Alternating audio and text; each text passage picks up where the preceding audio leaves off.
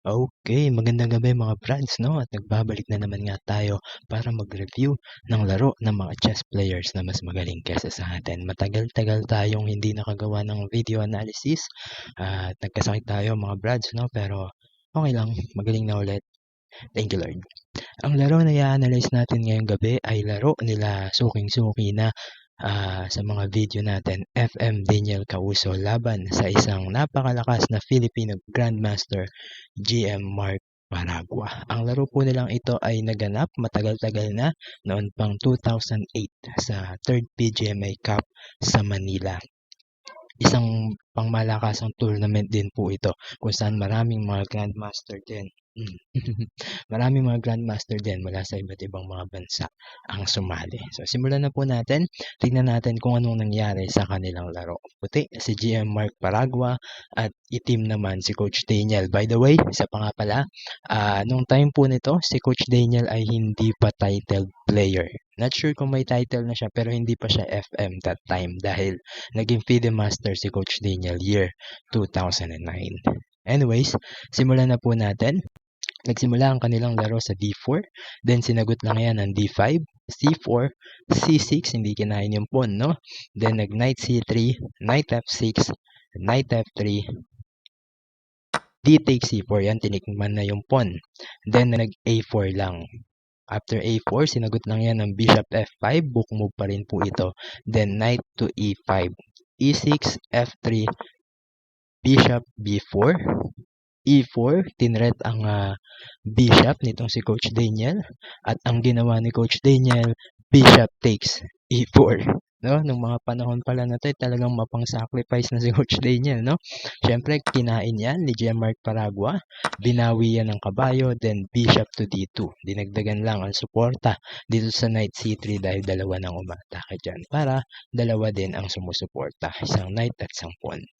Tuloy natin, nag-queen takes D4 yan. Dito, kung mapapansin natin mga brad, no, ang compensation ng bishop na ipinakain ay 4 na pawn. Isang minor piece, ang kapalit ay 4 na pawns. Tuloy natin, nag-knight takes E4 yan, binawi ng reyna. Hinarang ang reyna, nag-queen E2, mahalaga yung queen E2 na yan, ano? Bukod sa pagharang dito sa check na suportahan din yung threat dito sa kabayo sa sa E5, no? Dahil kung hindi diyan pupunta ang reyna, ay makakain lang yung kabayo dito sa E5. Ituloy natin, kinain na yung bishop dito sa D2, binawi yan ng king, syempre hindi pwede ipangkain ng reyna, mabubuksan. Then nag-queen D5 check lang, at king C2. After king C2, tumira lang si Coach Daniel ng knight to A6. After 14th move, ito na po ang huling tira na galing sa libro. So wala na sa libro, ang tirada nila pagkatira ni GM Mark Paragua ng rook to D1.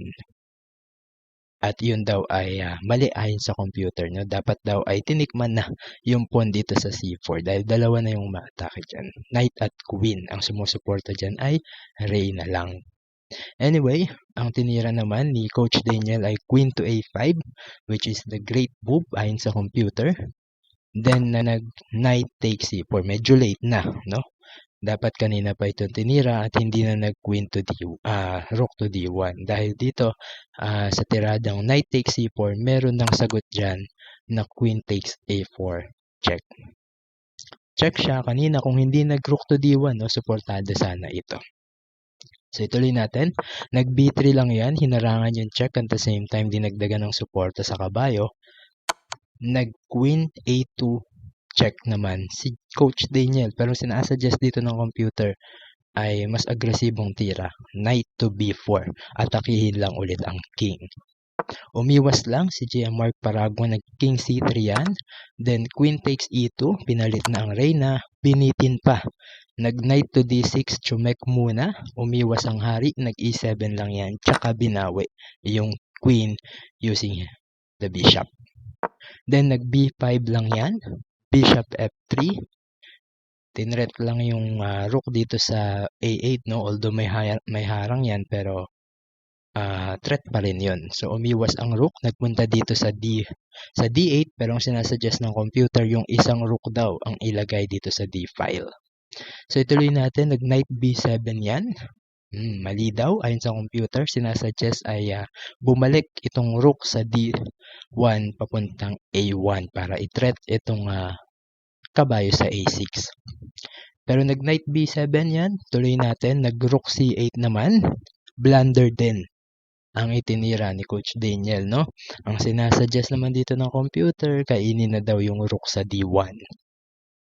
Dahil sa tiradang rook to C8, nagkaroon ng rook to A1. Ito nakita na ni Jean-Marc Paragua yung tamang tira. No? Itinret ang kabayo, pwersadong umiwas yan. Nagpunta yan sa B8. Well, ang sinasuggest dito ay C7, pero B8 or C7 ay pareho lang naman, makakain pa rin ang pawn sa A7. Tinikman na yan ni Jean-Marc Paragua, then nag-rook to C7 lang.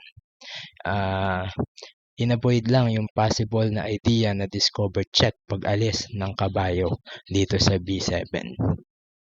Nag-rook HA1 yan, then rook HC8. Nag-knight to C5 na yan, pinapalit na ang rook. Pero nag-knight D7 muna si Coach Daniel, kinain na yan ni Jean-Marc Paragua. Then binawi yan ng king, pero ang sinasuggest dapat daw ay rook ang ipangbawi. Well, hindi na siguro ganun kalaki yung pagkakaiba nun, no? Dahil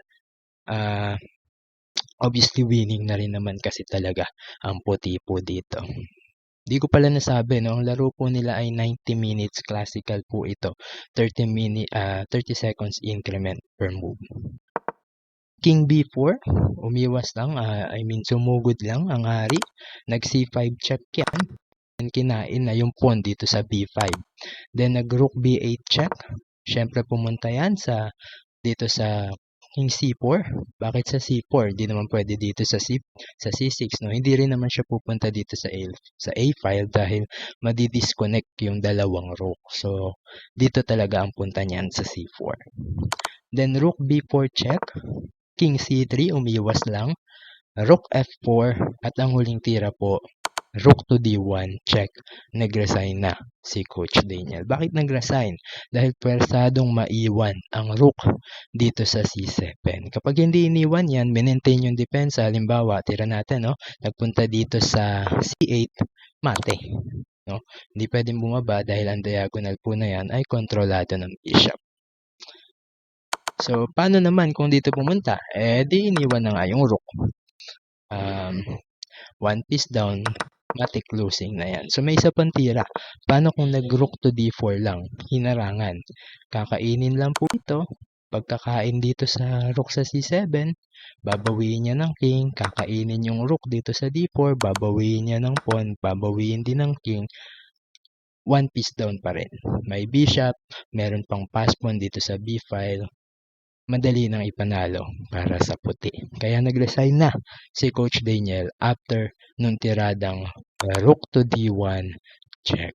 Yon, matagal-tagal na yung larong ito pero congrats pa rin kay Jean-Marc Paragua. Magkaibigan po yung dalawang yan, no? So wag po natin silang pagawain sa comments section. Yun lang po. At bago tayo magtapos, mag-solve muna tayo ng isang chess puzzle, no?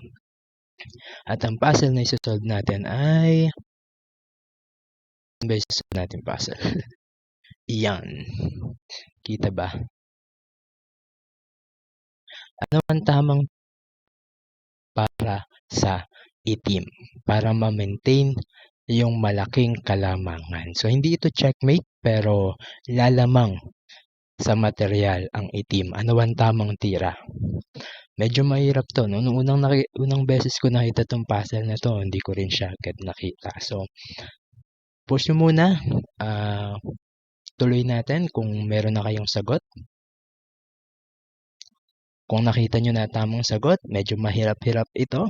Pero ang tamang tira para ma-maintain ang advantage ng itim ay queen. Bakit queen to D5? Pag kinain yan, kakainin muna ang rook dito sa B1. Check, no? Pag hinarang, edi kain. So, pag umiwas, kain ng queen. Lalabas, one piece up. Malinaw na lamang ng tore. So, alimbawa, paano kung hindi na lang muna kainin? Ano bang pwedeng gawin? Kainin muna yung rook. And then, kakainin lang yung queen. Queen versus rook. malinaw, lamang pa rin ang itim.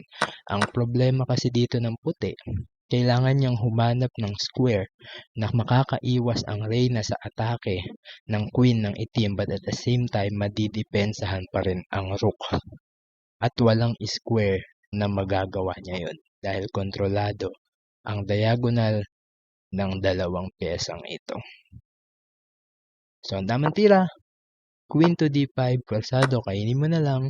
Pagka-check, iwas, kain, lamang ng rook. O kung gusto mo yung isang senaryo, kainin mo muna to, kainin yung queen, at least may tore. Pero, losing pa din. So, congratulations kung may nakakita ng tamang sagot.